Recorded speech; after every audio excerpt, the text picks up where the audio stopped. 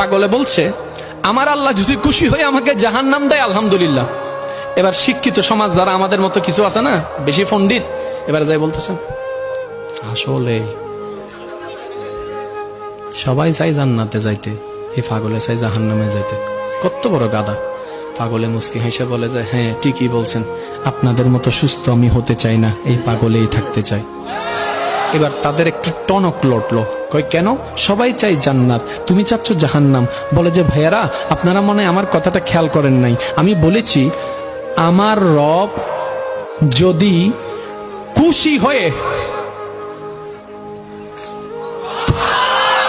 আমার রব যদি খুশি হয়ে আমাকে জাহান্নাম দেয় আমি সেটাও নিতে রাজি। বলে যে এখনো বুঝলাম না।